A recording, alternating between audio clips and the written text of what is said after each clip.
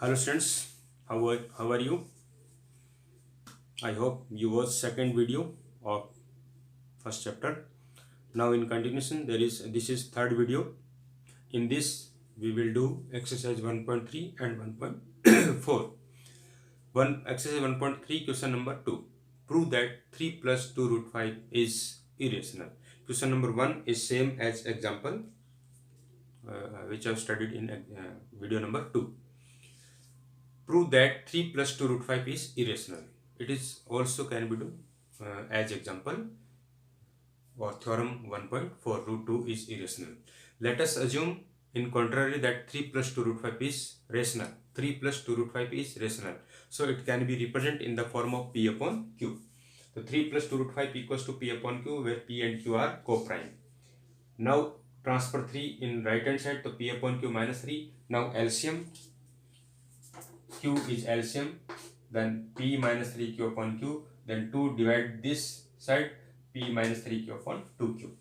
Since we know that P and Q are integers, therefore this is also integer, this is also integer, and this is also integer. So this upon this, integer upon integer, that is, this is a rational number. Is a rational number. It means if right side is a rational number and this equals to left side, it means this is also rational number. So root 5 is rational. अगर ये rational है तो ये भी क्या होगा, rational होगा. क्यों होगा? क्योंकि दोनों साइड इक्वल है. इट मीन्स इक्वल होंगे तो दोनों नंबर्स भी इक्वल होंगे. तो दिस इज रेशनल, तो so this is also rational. But root 5 is irrational number. So but this contradicts that fact that root 5 is irrational number. It means या तो ये रॉन्ग है या ये रॉन्ग है. ये तो रॉन्ग हो नहीं सकता क्योंकि root 5 is irrational. It means ये रॉन्ग है. और ये रॉन्ग क्यों है? क्योंकि हमने जो लेट किया है वो रॉन्ग लेट किया है. It means our assumption is wrong. और our assumption, what is our assumption?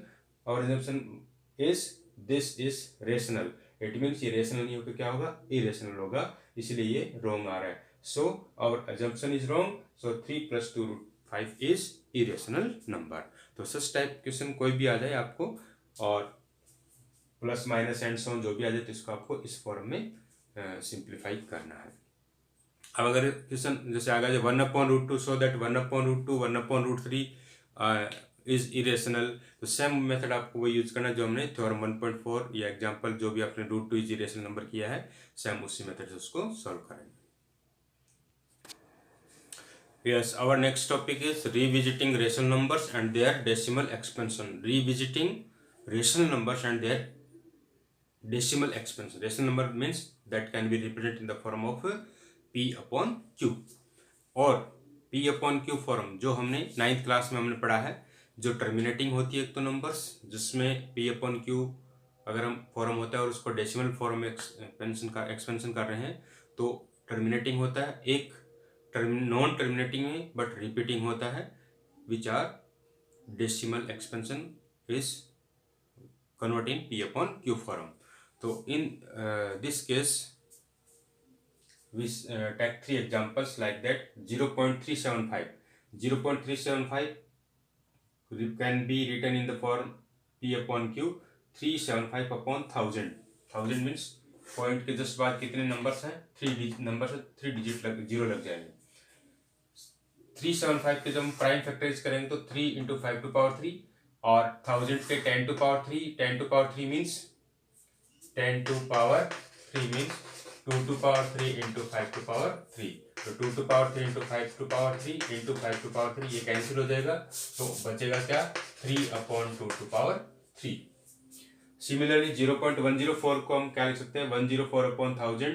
इसके फैक्टराइज करेंगे तो ये आएगा 2 टू पावर 3 इंटू 13, और अपॉन 1000 के factorise 2 to power 3 into 5 to power 3. 2 to power 3 cancel, 13 upon 5 to power 3. 0.875 0.0875 it means 4 digit है तो 4 जीरोज आ जाएंगे. 4 जीरोज के factor 2 to power 4 5 to power 4. इसके factor 7 into 5 to power 3. 5 to power 3 cut होकर 5 बचेगा तो 7 अपॉन 2 टू पावर 4 इंटू 5. तो ये सब लिखने का मीनिंग ये था यहाँ पे कि जब भी हम नंबर्स को, किसी भी नंबर डेसिमल एक्सपेंशन को P अपॉन Q फॉर्म में रिप्रेजेंट करते हैं, और डेसिमल एक्सपेंशन कौन सा होना चाहिए, टर्मिनेटिंग नंबर्स होने चाहिए. टर्मिनेटिंग नंबर्स को अगर हम डेसिमल एक्सपेंशन को P अपॉन Q फॉर्म में रिप्रेजेंट करते हैं तो उसका जो डिनोमिनेटर है वो किस फॉर्म में आ रहा है, डिनोमिनेटर को जो फॉर्म आ रहा है वही हम यहाँ पे चेक कर रहे हैं। तो डिनोमिनेटर का फॉर्म आइदर 2 और 5 फैक्टर के फॉर्म में है। यहाँ पे ओनली 2 फैक्टर है प्राइम फैक्टर, यहाँ पे ओनली 5 है, यहाँ पे 2 and 5 फैक्टर है, 2 and 5 प्राइम फैक्टर्स है। इट मीन्स जिसका डिनोमिनेटर 2 और 5 फैक्टर के साथ होगा, ओनली 2 और 5 और बोथ, तो वो टर्मिनेटिंग नंबर होगी। इट मीन्स अगर किसी भी नंबर का डिनोमिनेटर 2 and 5 के फॉर्म में होगा, only 2 and 5, that is 2 to power m 5 to power n form होगा, तो which number is a terminating number. Terminating number means उसका जब हम डिवाइड करेंगे तो कहीं ना कहीं जाके टर्मिनेट होगा। नॉन टर्मिनेटिंग का मीनिंग होता है कि अगर यहाँ पे इसके अलावा कोई प्राइम फैक्टर होगा, अगर 2 और 5 के अलावा कोई तीसरा प्राइम फैक्टर आ जाएगा, third prime factor is there, then it will be non terminating but repeating if this is rational number. तो नॉन टर्मिनेटिंग कब होगी? जब 2 and 5 के अलावा कोई प्राइम फैक्टर होगा तो वो नॉन टर्मिनेटिंग होगी। अगर ओनली 2 and 5 होगा तो टर्मिनेटिंग रेशनल नंबर होगा, टर्मिनेटिंग रेशनल नंबर होगा।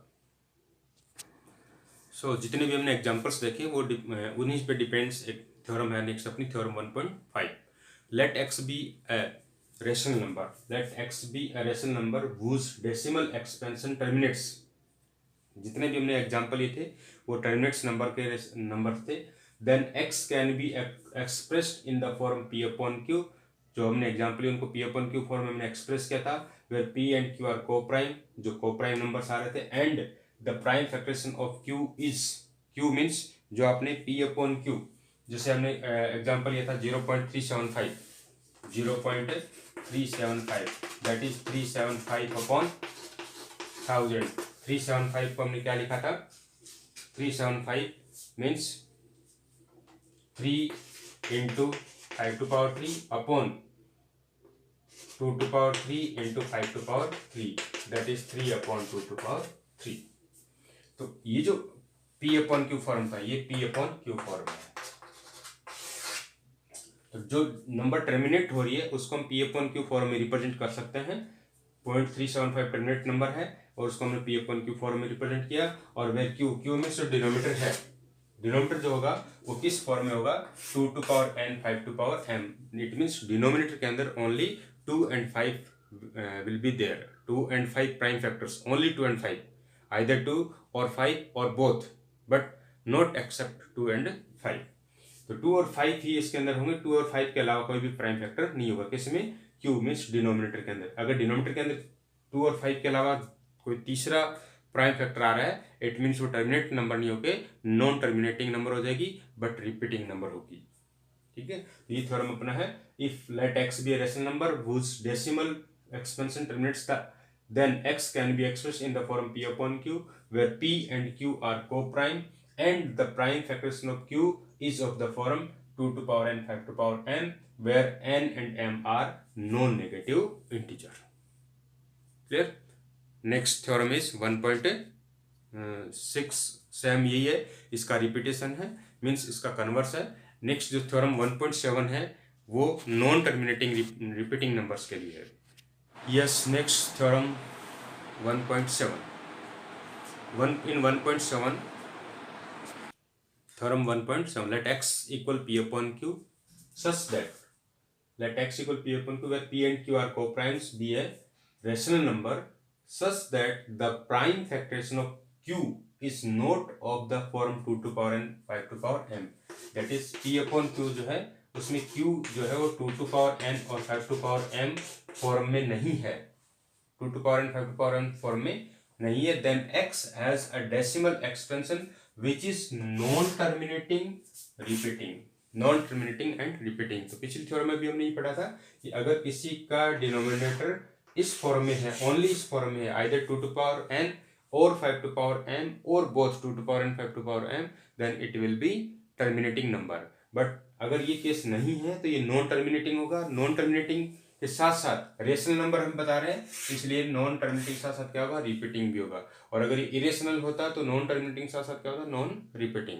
When number is non terminating non repeating then it is irrational, when number is non terminating but repeating then it is rational।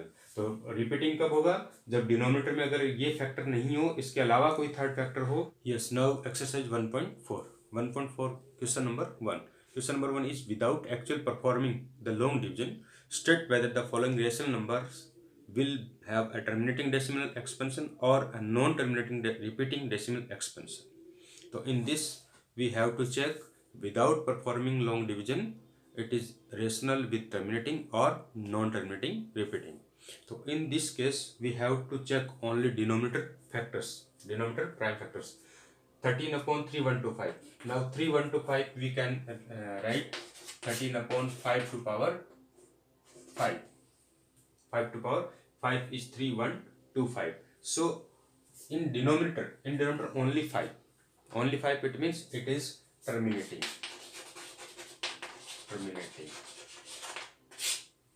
Since denominator में अगर 2 and 5 only prime factors हो, 2 और 5 prime factors हो तो वो terminating होगा, और 2 और 5 के अलावा अगर कोई थर्ड प्राइम फैक्टर्स बन रहा हो तो वो नॉन टर्मिनेटिंग होगा, बट रिपीटिंग केस होगा रेशनल नंबर के केस में. तो यहाँ पे only 5 are, it means terminating होगा. Second 17/8. 8 is 2 to power 3. 2 to power 3, it means denominator is also in primes 2, so it is also terminating. Now seventh part denominator is 2 to power 2, 5 to power 7, but 7 to power 5. 2 and 5, okay, but here third factor is 7, so it is non-terminating but repeating. Eighth part 6/15. 15 is 3 into 5, but 6 is also 2 into 3. तो in this case अगर हम only denominator को check करेंगे तब तो लगेगा ये non terminating repeating जैसा है, बट जैसे हमने न्यूमरेटर के फैक्टर बनाए तो 3 कट हो गया. जो एक्स्ट्रा फैक्टर था 2 और 5 के अलावा जो 3 था वो कैंसिल हो गया, तब ओनली क्या बचा 5. It means this is also terminating. Now 10th part 77 is 7 into 11 and 210 is 3 into 7 into 2 into 5. 7 cancel but 3 बच गया यहाँ पे, तो 11 upon 3 into 2 into 5. 2 and 5 तो बट 3 भी आ गया, तो क्या हो जाएगा नॉन टर्मिनेटिंग बट रिपीटिंग. तो इस टाइप से आपको विदाउट लॉन्ग डिवीजन आप चेक कर सकते हैं कि ये टर्मिनेटिंग होगा या नॉन टर्मिनेटिंग रिपीटिंग नंबर्स होगा. तो कैसे चेक करना है, आपको डिनोमिनेटर में फैक्टर्स बनाने, prime factors. If prime factors are 2 और 5, ओनली 2 और 5 और both, then it is terminating. If 2 और 5 एक्सेप्ट 2 और 5 is there any other prime factors, then it is repeating and non-terminating numbers. In second question use by first question means which are terminating numbers, it express as decimal expansion. तो सो आपको क्या करना है, जो terminating numbers है उसमें divide करना है, और डिवाइड करके आपको डेसिमल एक्सपेंशन में कन्वर्ट करना है. कैसे कन्वर्ट करना है वो हम एक क्वेश्चन करके देखते हैं. Suppose that our first part is question first का first part है 13/5 which is 13/5 to power 5. इसको आपको डेसिमल एक्सपेंशन में कन्वर्ट करना है क्योंकि ये टर्मिनेटिंग नंबर है. तो डेसिमल में कैसे कन्वर्ट करेंगे, विदाउट डिवीजन भी कर सकते हैं. 13/5 to power 5, और इसको आपको कन्वर्ट करना है 2 to power m और 5 to power m फॉर्म में.